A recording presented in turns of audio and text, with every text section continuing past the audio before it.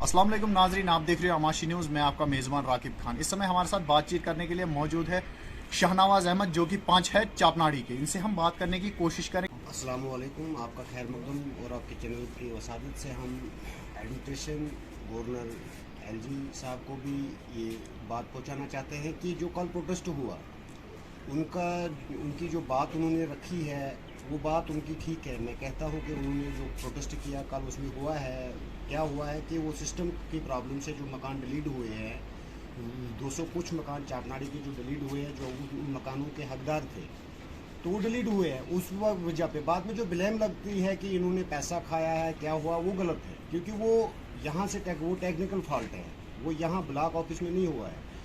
जो कि उस टाइम की जो आवाज़ प्लस की जो ऐप खोली गई, जो वेबसाइट खोली गई थी, उस टाइम इन्होंने ऑनलाइन टेकिंग की कि हम डोर टू डोर गए जेआरएस के साथ, एलडब्ल्यू के साथ, जो पंचायत सेक्रेटरी होता है उनके साथ हम डोर टू डोर हमने की है।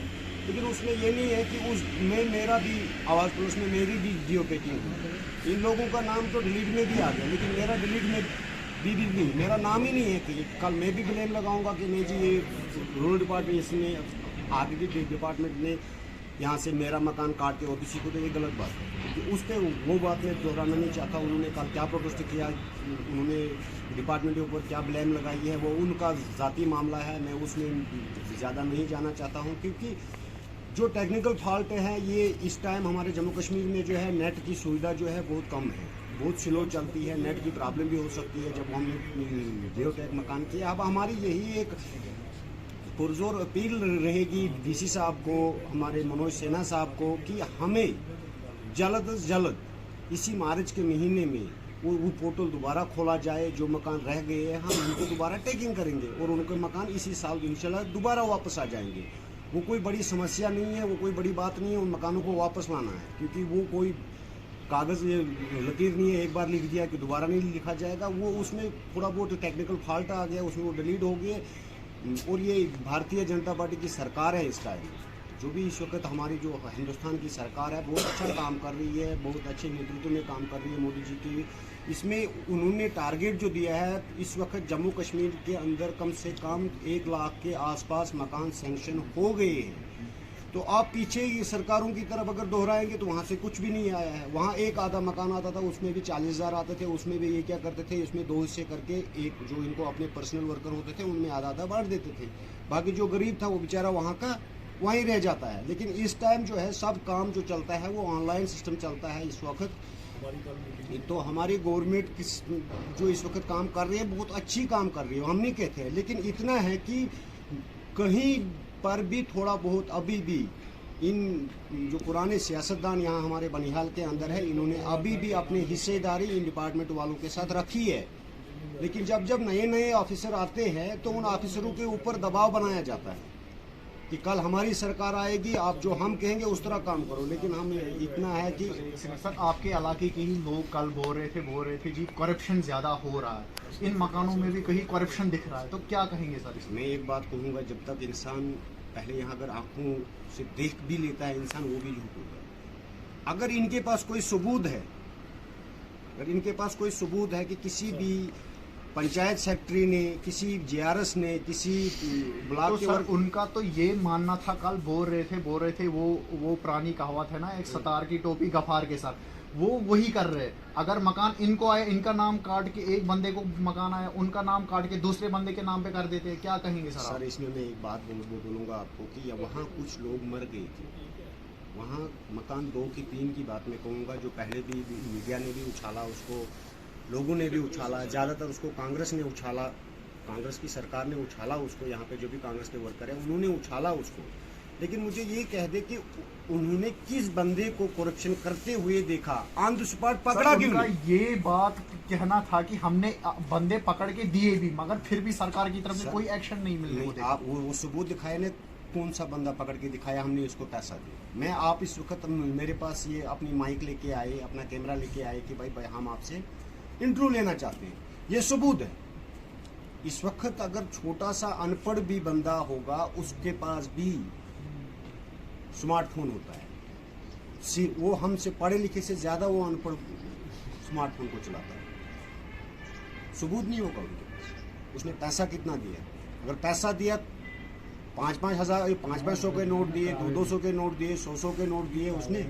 वो बोले ना कितने नोट दिए, कब आपके दिए। इलाके के लोगों का ये भी मैं कल भी- मानना था सर कि वो अगर जी उनको पहले तो उनको स्पेलिंग की मिस्टेक की गई और मकान उनको रखे हैं जिनकी डेथ हो गई है। हाँ देखो भाई, जब वो जियो टैगिंग की तब वो जिंदा था, जियो टैगिंग हुई उसके बाद वो मर तो गए। फिर सर वो डिलीट हमारी गलती नहीं है ना। डिलीट कहाँ से हो गए वो डिलीट डिलीट कहाँ से हो गए? देखो मैं एक बात बताऊंगा, ये तो corruption ही तो दिख रहा है ना, आपने सीधे एक delete corruption- ही किया मैं होगा आपसे सीधे। मैं आपसे एक सर, इस अगर इसका आप- जवाब देना चाहता हूँ। आप इस वक्त मीडिया पे काम कर रहे हो, आप कहीं जाते हो जहां आपने तुरंत लाइव प्रोग्राम चलाना होता है, नेट नहीं होगा तो आप क्या करोगे? सर उस टाइम रिकॉर्ड कर देते हैं। रिकॉर्ड कर देते हो। ये वो सिस्टम नहीं है कि आप रिकॉर्ड करोगे, ये ऑनलाइन है। अभी यहाँ एक ऐप डिपार्टमेंटों को, हर डिपार्टमेंट को दी गई कि आप ऑनलाइन के तहत हमें हाजिरी करोगे कि हम अपनी अपनी ड्यूटी पे तैनात है।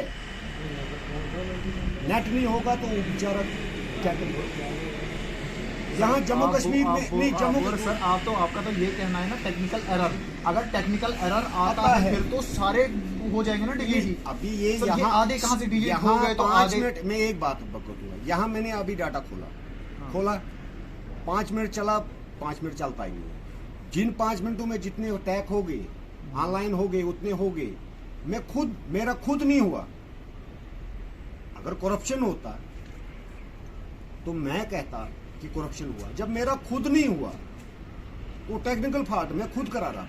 मैंने अपने वार्ड में मैंने 37 मकान टेक करे, 37 में 7 ही आए, 29 मकान डिलीट वाली लिस्ट में आए। किस में आए? डिलीट वाले 29 में डिलीट है।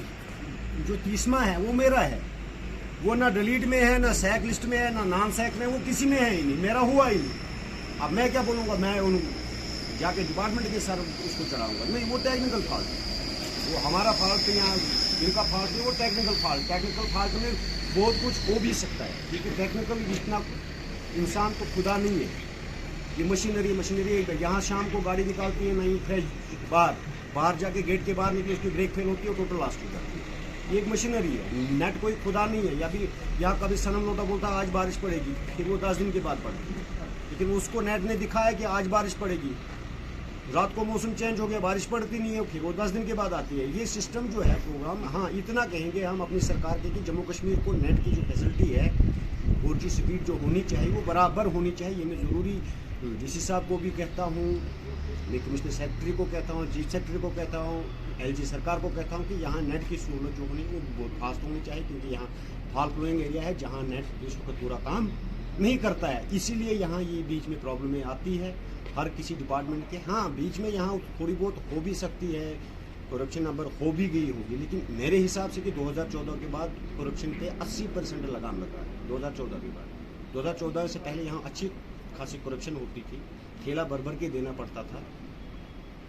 तो मेरा एक मकान का कमरा रोड में आ गया, उसको 1,97,000 रुपये उसका मुआवजा बना था। उस टाइम मैंने भी 32,000 रुपये खर्च किया, फिर मैंने 1,65,000 इसमें बाय हैंड पकड़ा, वरना तो अगर मैं वो नहीं देता मेरी फाइल ही नहीं बनती है।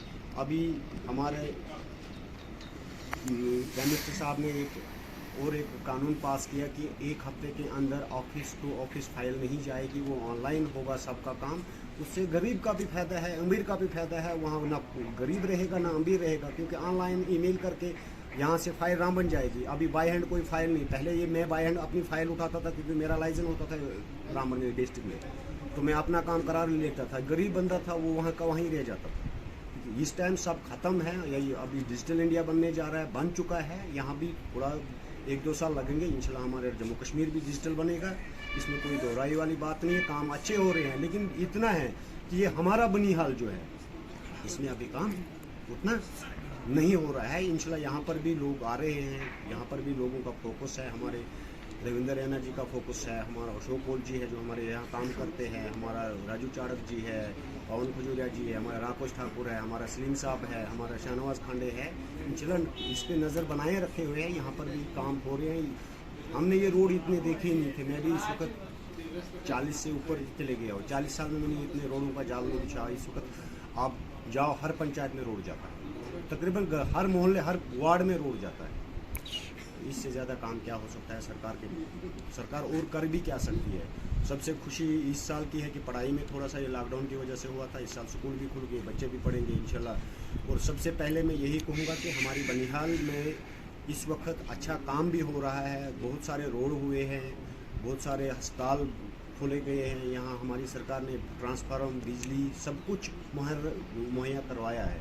लेकिन अब बाद में जो ये ब्लेम लगाते हैं कि भाई नहीं जी, जो रूरल डिपार्टमेंट ने पैसा खाया, टीडीडी ने पैसा खाया, टीएचई ने पैसा खाया। और सबसे मैं मुबारकबाद देता हूँ मनोज सिन्हा को कि उसने पीडीडी के 12,000 मुलाजिमों को मुस्तकिल करने की जो ऐलान किया है। और मैं यही निवेदन और भी कहता हूँ कि पीएचई के भी मुलाजिम हैं, उनको भी जो डेली वेजर बेचारे हैं उनको भी मुस्तकिल किया जाए, क्योंकि पीएचई इस वक्त हमारे बनिहाल के अंदर पीएचई की मुलाजिमों की बहुत किल्लत है, क्योंकि जो भी पुराने डेली जो मुलाजिम थे कुछ मर गए, कुछ रिटायर हो गए, मुलाजिम के जो है कम है। लेकिन मैं यही मनोज सिन्हा से एक और अपील, पुरजोर अपील करता हूँ आपके चैनल के माध्यम से कि इन पीएचई वालों को भी इनकी केस, इनकी फाइलों को भी नजरसानी करे, ताकि ये भी मिसाल उसके हकदार बने। ये भी बेचारे जो इस वक्त केजबे लेबर है वो दिन रात बर्फ़ हो, पानी हो, बारिश हो, जो भी हो, जाते हैं बेचारे पानी वापस अपना रेस्टोर करके गांव में पहुंचाते हैं। तो यही इल्तिजा रहेगी कि पीएचई वालों को भी मुस्तकिल जल्द अज जल्द करें। शुक्रिया। अपने मेज़बान राकिब खान को दीजिए इजाज़त, आप देखते रहिए आमाशिक न्यूज़।